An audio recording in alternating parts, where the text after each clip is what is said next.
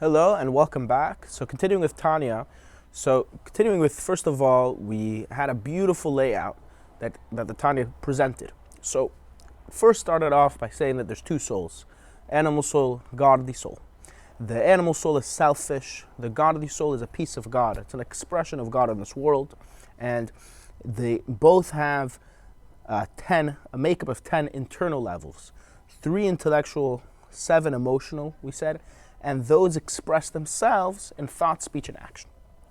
And then we explained what the category of evil is. We said that evil is something that is anything that doesn't have God in mind, that's anti-God, not necessarily anti, but even just selfish.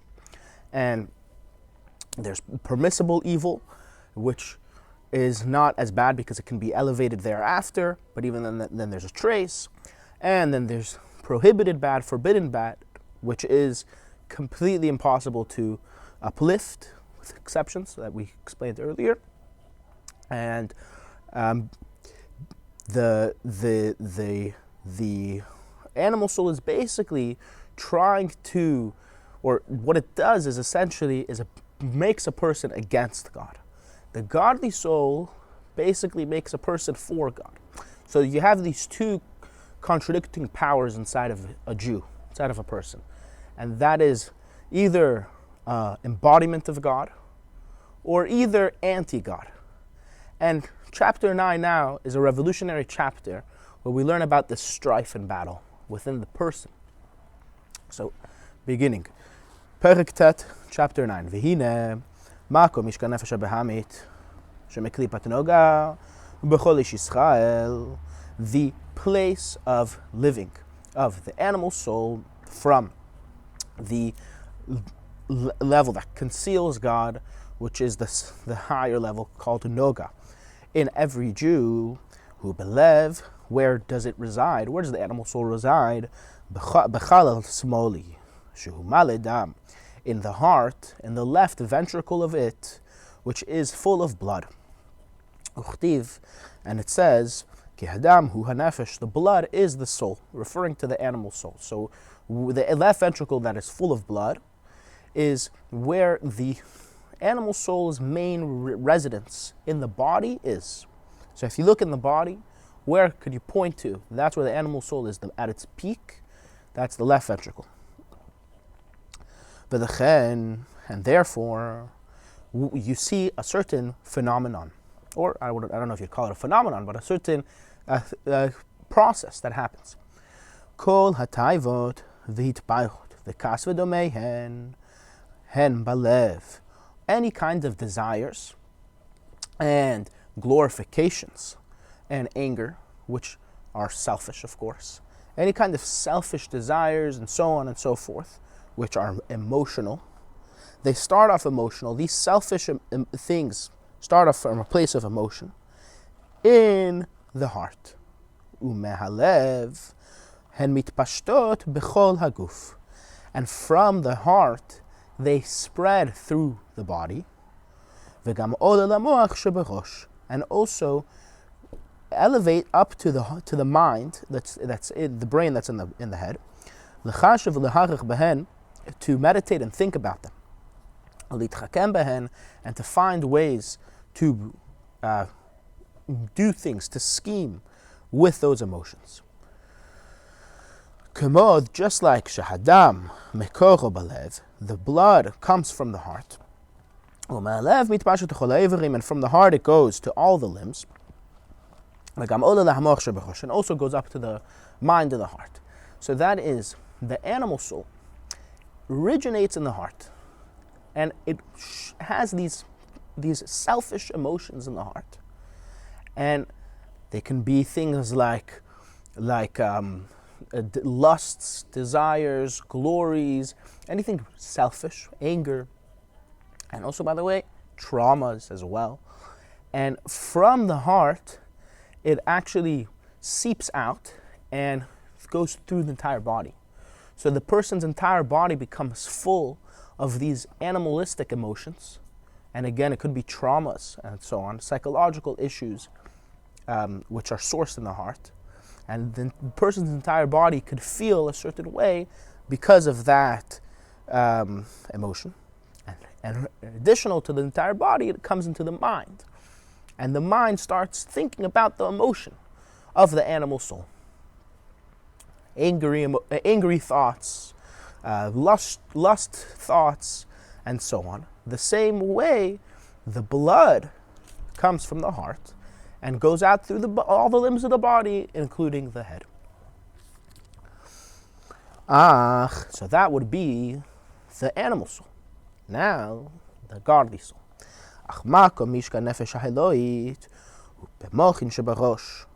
Where does that reside? Where does the godly soul reside? In the brain that's in the head. And from there, it comes into all of the limbs. And also into the right ventricle of the heart, which doesn't have blood. As it says, that a wise man's heart is on the right side. That means that from the wisdom in the mind, the godly soul goes from there from the mind to, like we said, through the body and into the right side of the heart. And what is this emotion that the godly soul feels? What kinds of emotions does a godly soul feel? We said the animal soul is angry, selfish emotions. What does a godly soul feel? Ahavat Hashem, love of God. Kirish beshalhevet, mitlehevet, belev maskili, b'mavinim, b'matbonim, b'dayat ha'mashech b'mocham, b'dvachim ha'me'orim eta'ahava. A love of God that is flaming like a flame, that is burning, in the heart of those that think and meditate on it with their das, with their knowledge, with their focus that's in their brain, on specific things that awaken love. So it goes from the thoughts of the mind. It depends on the thoughts of the mind. The godly soul has to have cognizant thinking, cognizant meditation, and only then all the emotions depend on the mind. So what we see is actually two opposite things. The animal soul is the exact opposite. The animal soul starts with emotions. There's an emotional drive, and then that comes through the body and into the mind. Think about it. The godly soul is the exact opposite. It starts in the mind. It has to start intellectually.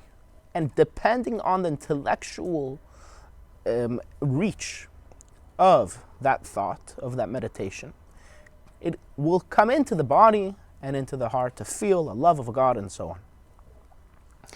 And another example would be Simchat Levav B'Tifechet Hashem, a joy of the heart and the glory of God. V'Hadar Geono, and the majesty of His glory. Kashech Einei HaChacham Asher B'Rosho B'Moach Chochmato Binato Mislaklim B'Ikach Demalka. When does a joy of the glory of God come from?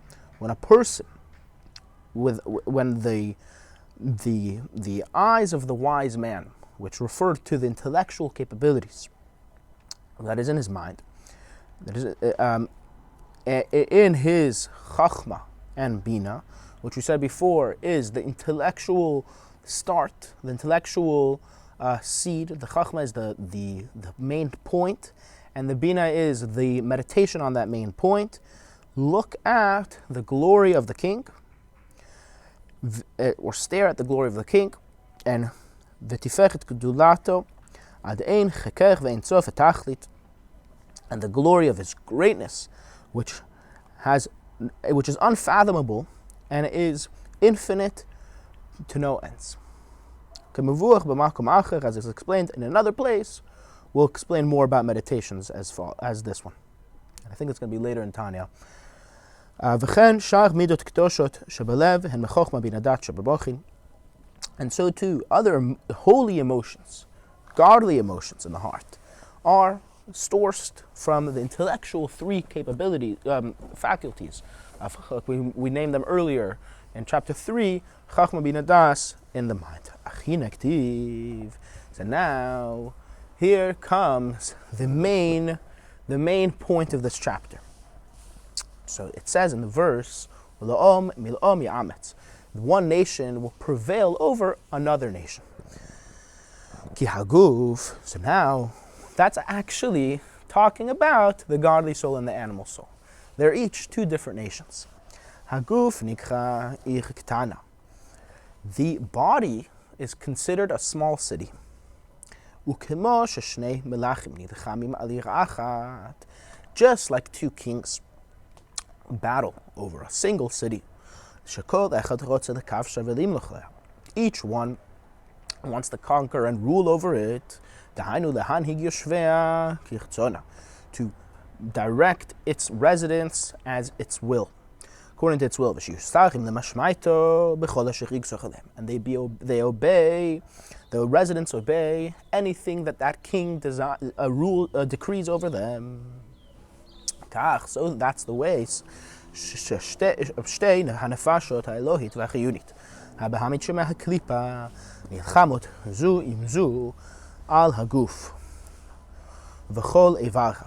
So too, the two souls, the godly soul and the animating animal soul, from the level that conceals God, battle over each other, battle together with each other over the body and all of its limbs.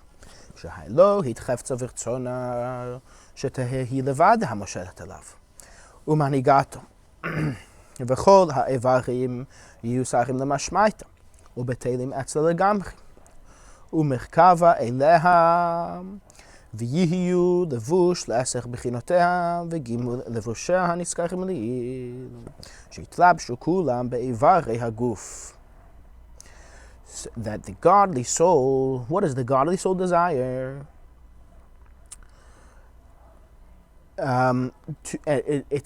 It wants and desires that it alone rule on the body and direct all of its limbs, and that all of its limbs obey it, and more so, surrender themselves to it completely, and become like a chariot, which a chariot is surrendered to its driver, to the godly soul, and that the body be, then the limbs be, a garment, a expression of the 10 inward levels of the godly soul. And it's 3 outer levels that we mentioned earlier, which again are, the 10 are intellectual and emotional, and the 3 are thought, speech, and action. That all of them, that all of these levels of the godly soul come into and express themselves in the limbs of the body, and the body be entirely filled with them alone. And ויגוף כולו מלא מהם לבדם, ולא יעבור זר בתוכם, חס ושלום, and a foreigner does not pass in through it, God forbid. Meaning, who's the foreigner? The animal soul, or anything foreign to the godly soul, does not come into the body. Tahainu, what does that refer to? Oh, so he says exactly right here. Tlat mochin shebarosh. So now, practically, what does that mean, right? So we're saying that the body be a vehicle for the godly soul. So what does that mean on a practical day, right? It means as follows: the three brains shebarosh in the head, yihiyu memulayim mechochma binadat shebenefesh haElohit, be filled with the 3 intellectual faculties of Chachma Bina Das, of the godly soul. And the Chassidus explains that there's 3 rooms or 3 chambers in the brain. There's the right chamber, the left chamber, and the behind chamber. And the right chamber houses, or is a place where the level of Chachma, the first intellectual level, expresses itself. That's the right chamber. So Chachma comes into the right side. The left chamber is a house for Bina, the second intellectual faculty. And the behind chamber, the chamber back here, is a house for Das, which is the third intellectual faculty. So these 3 chambers be filled not with the animal soul's 3 intellectual faculties, but the godly soul's 3 intellectual faculties. That is the desire of the godly soul. So what are the three intellectual faculties? Chochmat Hashem ubinato. The wisdom, the thought of Hashem, of God, and his meditation. Lichtbon and b'gdulato, to meditate his greatness. Asher ad ein cheker ve'ein sof, which has no bounds or limitations. Ulahosif mehen al yidei hadat, and additional to the intellectual faculties, the meditation and thought, that through having das, which we mentioned in chapter 3, is the focus aspect through connecting and focusing on these thoughts. The holid hayira b'mocho. Uleholid mehen ali dehadat hayira b'mocho. Pachad Hashem belibo. Ve'avat Hashem ke'esh boach belibo. So, כריש בשלהבת להיות נכספה וגם קלת נפשו בחשיקה וחפצה. לדווקא בו באין סוף ברוך הוא. בכל לב ונפש ומאוד מעומקא דליבה שבחלל הימיני. שיהיה תוכו רצוף אהבה. So now it should come down from the intellectual and through, like we said, the focus, the das, give birth to an awe in his mind and a fear of God in his heart, and a love of God, like a fiery fire in his heart, and a fiery flame to thirst and to pine, that his soul should have that thirst with a longing and yearning to cleave to the Ein Sof, which is a reference to God, which has no limitations. Blessed be He. With his entire heart and soul, very much, from the depths of his heart, not just from the surface of his heart, but from the depths of his heart, which is, like we said, in the right side, in the right ventricle, that it be completely filled with love. V'gadush. And this, again, like we said, the godly soul wants this process to happen from the intellectual to the emotional, which is the right ventricle of the heart, and then from the right ventricle of the heart to spill and overflow into, until it comes into also the left ventricle of the heart. To crush and overpower the evil in that left side of the heart, which is the anti-God side, which is the side that rejects God. Yisod hamayim haraim sheba, and specifically not just any part of the left ventricle, but the element of water in that left side of the heart, which we said earlier, which are evil, which we said earlier. What is the element of water in regards to that energy, to that evil energy of the animal soul? Shehi hataiva, the desires, shemekli patnoga, from the level that conceals God, which is categorized as noga, which is called noga. Shleshanota, and that emotion from the godly soul wants to come into the animal soul's emotions on the left side to change it, ulehafcha, and transform it, mitanuge olamazeh le'ahavat Hashem, from the delicacies of this world to the love of God. Kamoshekatuv, as it says in the verse, we actually say this every day in Shema, bechol levavcha, with all of your hearts. Hearts over there, it says in plural. 2 hearts. Love God with your hearts. What are the 2 hearts? That's exactly what we're talking about over here. The right side of the heart, which is Bishnei Tzavecha, which is the godly soul's emotions, and the left side of the heart as well, which is the animal soul's emotions. We actually want to have a transformation of the animal soul, right? So we're not only loving God with the emotions of the godly soul. But we're actually coming to a point, and we want to eventually reach a point, the godly soul wants, where the left side of the heart is transformed from animalistic, selfish desires and cleansed of that, so that there's no more animalistic desires and selfish desires, to have a love of God as well. So we want to actually have now both souls. It wants to not only, so what we're saying actually is that not only does the godly soul want to overpower the body, but it actually wants to transform the animal soul as well. The other king that it's fighting against, there's two kings battling over this body.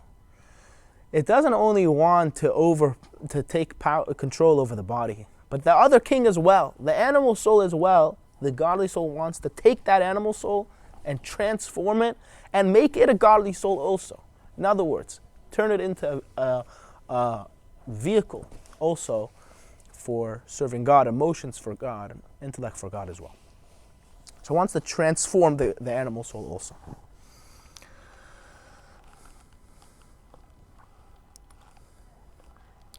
V'hainu, this is as follows. He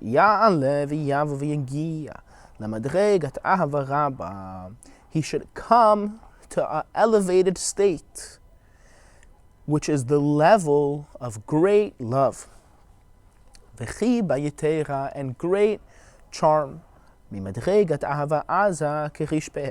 from the original strong love that he had that was like a flaming fire. Originally, there's just the godly soul's love for God, which is like a flaming fire that we mentioned earlier. But that's just the godly soul's emotions. This person is trying to reach a crazy, crazy level, meaning a level that's not normal for people to reach. And that's the level where he comes to such a level of refinement that the animal soul is transformed as well, and both souls come to a love of God.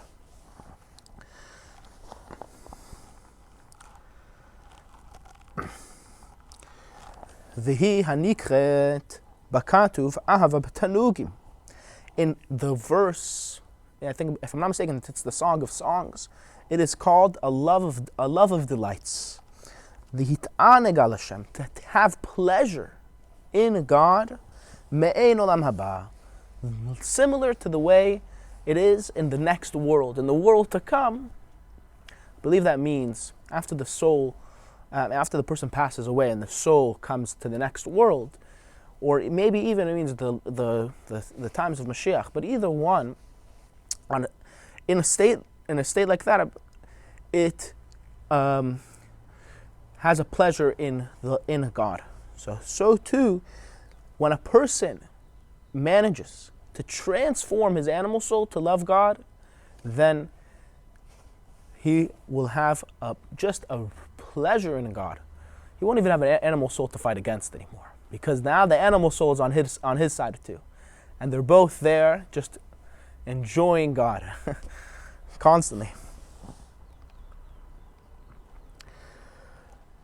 And where does pleasure reside? Pleasure is actually in the first intellectual part of the mind, which is chachma, that we said before. As we see by people, that when a person has an intellectual flash, then they take great pleasure in that. The sechel hamitaneg, and the mind, the intellect, hamitaneg, which has delight and pleasure, b'haskalat Hashem, in the intellectual thinking about God, v'yidiyato, and focusing on Hashem, connecting to that thought of Hashem, kefi hasagat zichlo v'chokhmato, according to his capability, that his mind and his chachma are capable of. V'hu bechinat hamayim, and this pleasure is the element of water in the godly soul. V'zera or zarua, and the planting of the light that is sown. shebekdush nefesh ha'elohit, which is in the holiness of the godly soul. So remember, we mentioned before earlier in this chapter, but also back in chapter 1, that the animal soul has the element of water to have desires and pleasures in this, and selfish pleasures. The godly soul does too, has the element of water to have pleasure in God. So that element of water in the godly soul, transforms into good the level of the element of water in the animal soul. That from the element of water in the animal soul came the desire for selfish things. So basically, it fixes the animal soul. It goes to the source of it.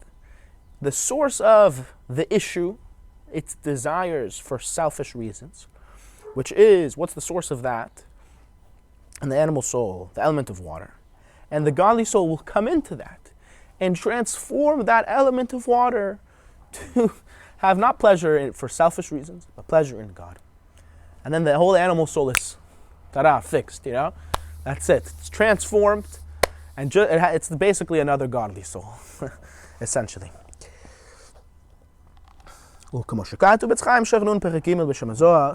As it explains in the works of Kabbalah, which is the book of Eitz Chaim, the 50th gate, the chapter 3, the name of the Zohar, it says over there, the evil is transformed to be complete good, just like the emotions of the godly soul, literally. By the person ridding the filthy garments from upon him, which the filthy garments refer. It's a parable. I think it comes from one of the prophets. I don't remember which one, where he told the Jewish people at the time. I don't remember the exact details, to remove the filthy garments from upon them. It's not talking about the literal garments that they had that were filthy.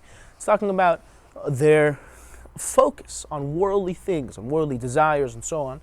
So these filthy things, which are selfish thought, speech, and action, selfish intellectual and emotional capabilities, and so on, to get rid of them. He says actually, what are the filthy garments? Pleasures of this world, that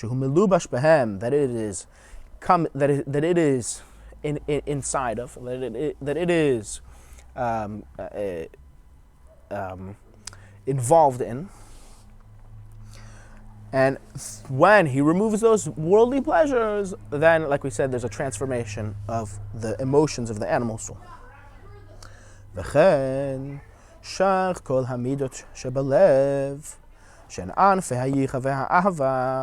That is, like we said, the pleasures of this world, but also all other emotions in the heart, which are the offshoots of awe and love. Instead of being for material things, the godly soul desires that all of those emotions be just for God alone. And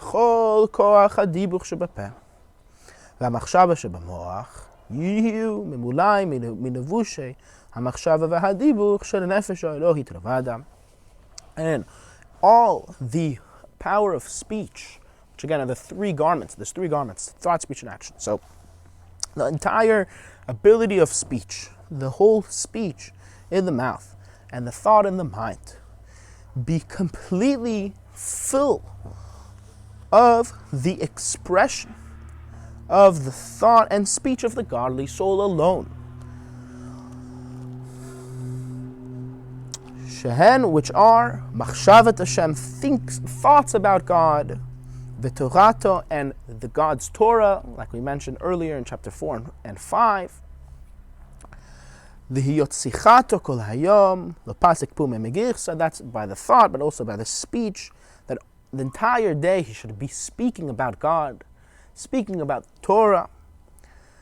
His famous quote: his mouth doesn't stop speaking Torah. The koach hamaisi shebiyadayim mashar ma'chevarav. That's the first two garments, thought and speech. But the third garment as well, which is the garment of action in the hands, and the rest of the 248 limbs be only in performance, actions of mitzvahs, of commandments of God. Which is the third garment of the godly soul. So that is the desire of the godly soul as the king. The first king. The second king, the animal soul from the side that conceals God. It desires to completely dupe a person and do something that will be harmful and bad for him.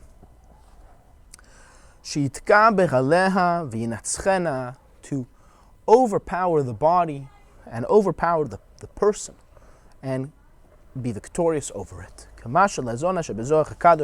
Like the parable of the harlot, which is in the Holy Zohar, it says that there was a king that wanted to test the moral strength of his son. So he got this woman to try every way to entice the king's son. And she knew the entire time that she's just trying to test the prince. She doesn't really want the prince to become enticed, but she's doing it because that is what her mission is. So the same way as the animal soul and the entire realm of evil, which conceals over God, doesn't want the person to actually fall into its hands. It actually wants the person to overpower it. It doesn't want to be evil. Evil doesn't want to be evil. Instead, it's just here as a mission so that the person should grow from it. So we learned beautifully in this chapter, and this is a big foundation in general, day-to-day life, is that you constantly have a struggle, a battle within. No rest. Every second of the day, there's a battle. The godly soul is one king, the animal soul is another king. The godly soul is in the mind, the animal soul is in the heart, the left side of the heart. And they're constantly battling over your body. Each one of them wants to be the ruler over the body. Thank you for joining, and we'll see you next time.